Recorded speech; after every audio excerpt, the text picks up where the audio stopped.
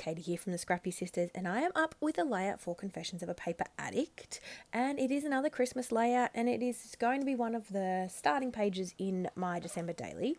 Now, this is a bit of a two-step process here. So I've cut out a cut file called Night Sky, and I'm essentially using it as a stencil. Now, I left the sort of the cut file at about a 6x6 size and repeated it 4 times when I cut it out on the 12x12 cardstock. So that's why you can sort of see it's in 4 different sections, and it didn't matter if it wasn't perfect because I knew that I was using it as a stencil. And I'm creating a 6x8 layout. So I am just using some, what is this? This is the Vicky Bouton Rose Gold Glaze, and I'm just coming in with a baby wipe because I found that was the best way to make sure there wasn't any kind of bleed under the paper, because I'm using a paper stencil effectively. It's not sort of too thick, and so you do get a little bit more bleed than you do with a stencil made out of plastic, at least in my opinion and in my experience. So I find the baby wipe works well because it only applies a little bit of product, so you don't get a lot of dimension with this technique. So if you're looking for dimension, definitely stick with a sturdier stencil. But the baby wipe works well. So I am using the Vicky Bouton Rose Gold Glaze. I'm using the Nouveau Embellishment Mousse in, what colour is this? Powder Blue. I've used quite a lot of this actually. I've hit pan. I also used to watch a lot of beauty YouTube. I don't so much watch as much anymore, but they often talk about hitting pan and using up product. So I'm very excited that I have hit pan on this. Also, with mixed media products, if you don't use them up, they will dry out. So they definitely have a lifespan on them. So my tip for mixed media is don't let it sit in your cupboard and only use it once in a blue moon, because you will find this stuff dries out. There are different things you can do to revive it, but they're not always as effective, and they don't always work. So I'm definitely trying to use up these products, when I can. I am actually finding my Vicky Bouton Iridescent Glaze, which I'm about to use next, is definitely starting to dry up. So I'm going to have to, it's still fine. It's got a lot of life left in it, but I'm definitely going to have to get in there and make sure I use up this container. I actually have a spare container of this. I didn't realise I'd bought an extra one in the advent calendar craziness, because I bought one for Jess for her advent calendar. I'm pretty sure she's unwrapped that already. Spoiler alert if she hasn't. But yes, I have purchased one for her, but I accidentally purchased 2. So I've got a spare in the cupboard for when mine does eventually run out, because it is really lovely. So again, just going in with the baby wipe. So I wanted to leave this, obviously I wanted to leave this part in, it's part of the process, but I'm leaving this whole section in because I thought you might like to just see, it all coming together. Now, it's not perfect, and actually I have to say at this point, I'm not loving it. I'll be honest. I don't love how it's kind of looking on the page. I don't love sort of the colours going together. The reason I picked those colours is because I am using Cocoa Vanilla Studios Merry and Bright collection in my December daily this year, and these sort of 3 mixed media colours kind of go quite well with that collection. And you might sort of just be able to tell in this video, but this is actually the stitched December cut file. So there are holes in this 6x8 page that's in front of you. It's actually just slightly bigger than 6x8. And there is holes in that, and I'm going to stitch and then come back right now with the stitching finished. So you can see that is the cut file, the stitched December cut file, and I use the Night Sky cut file as the stencil. Now, I have done a chain stitch on this, and I didn't film it because 2 reasons. One, it takes a long time for me to stitch. This took me days and days.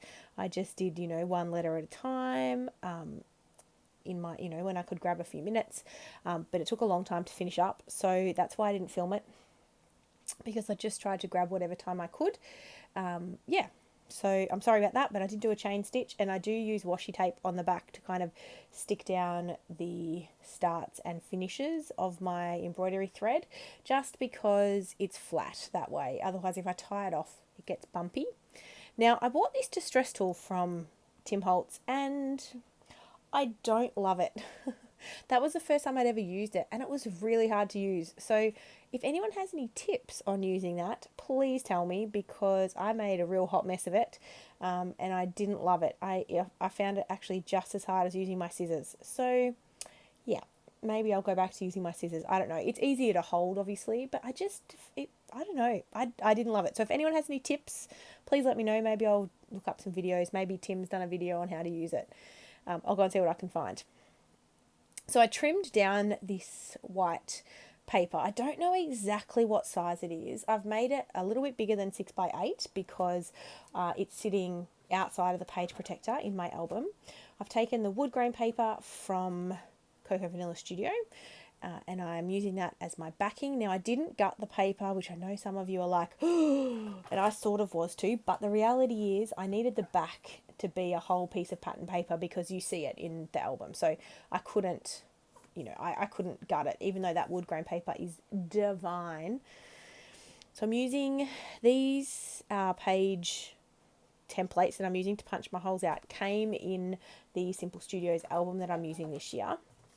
They probably won't end up in my album because they don't really go with the Cocoa Vanilla Studio Merry and Bright collection. So I don't know if I will end up using them. But otherwise they'll just go in my stash for future years. But yeah, so I have done my stitching. Now I said I didn't love the background and I didn't. I really didn't. But once I did my stitching on top of it, and now that I'm embellishing, I think the little stars in the background just add a little bit of interest, and I'm really pleased with how this turned out. I think it's lovely, if I don't say so myself.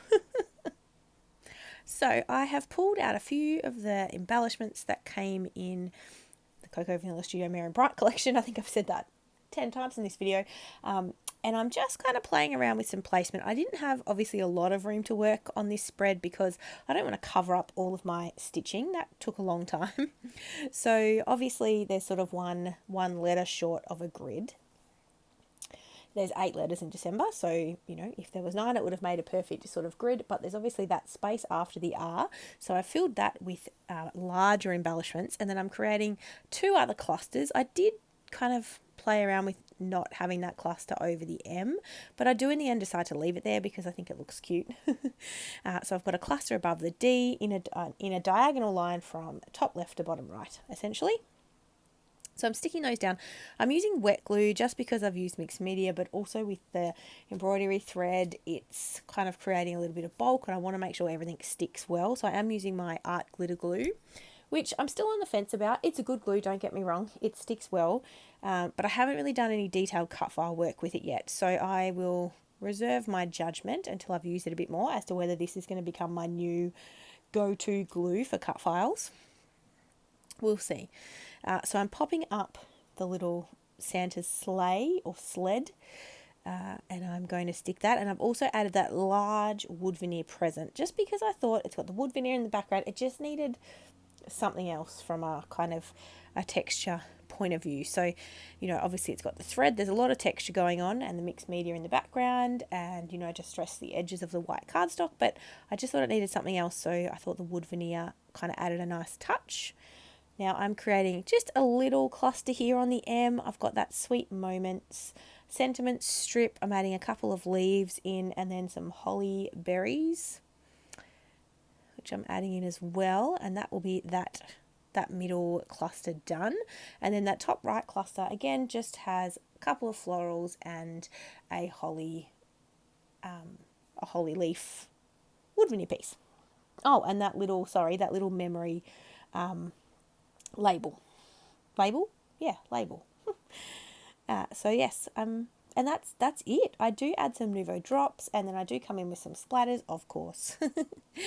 But I'm pretty much done. This was a quick layout in the sense of kind of, the creating part once I'd done the stitching, but certainly the stitching did take a while. So just be warned, if you're doing stitching cut files, they're definitely a labour of love, but they are extremely effective and I love them. They're one of my favourite type of cut files to do, but they're definitely a labour of love. So, pick out your embroidery thread, sit in the front of the TV of an evening. That's how I like to do my stitching because, you know, I can spend time with my partner, but I can also be crafting. So it's a win-win, right? So I'm adding my Nuvo drops. As I said, I used 4 colours on this page technically. Or did I only use 3? No, I only used 3. So I used, oh, I'm dropping my phone. Sorry about that. That would have been a disaster and very loud for you guys. So I'm using the Nuvo Crystal Drops in Neptune. And what's this? Calming Aqua. And Autumn Red. So they are the 3 colours that I've used. One of them is definitely like the Neptune one has a shimmer to it. And the other 2... Well, the red in particular looks pretty matte to me. I don't actually think it is, but it looks very matte finish. Not that you can tell in this size. So I am adding some Distress Oxide. I don't know what colour that is actually. Sorry, I could look it up in my cupboard, but it is a blue. And then I decided to come in with, oh, what is that colour? Oh, I think it's a pink, sorry, it's a pink. It's not super dark on my finished page. And then to finish it off, I'm coming in with some Liquitex acrylic ink in the white. And I'm using my fan brush. It goes everywhere when you use your fan brush. The misting is so fine. And it just, I really like this. It does look very snow-like, I will say. Obviously, we don't have snow in Australia for Christmas because it's summer. So it does look very snow-like, but it's just, I really like it. So even though, you know, probably the snow look is not really what I was going for, I still think it looks lovely. And my new Tim Holtz mat, sorry you can see my lights reflected there, but it really is lovely. It makes it very easy to work. So I'm very excited about that purchase. A little gift to myself. I was going to ask my partner to give it to me for Christmas, but in the end I just gave it to myself. So I'm all done. I'm about to show you some close-ups. I will link the cut files in the description box down below, as well as a link to our Facebook group. So definitely come and hang out with us. Virginia releases free cut files every month. So you definitely want to come and join the cut file group because you get to see all the fun things that we're involved in. But also you get all the freebies there too. So everything will be linked down below. Thank you so much for watching. I hope you're having a wonderful December. I know it's not easy for everyone, so I hope wherever you are finding some joy. And I look forward to seeing you guys in the new year. All right, Merry Christmas. Bye.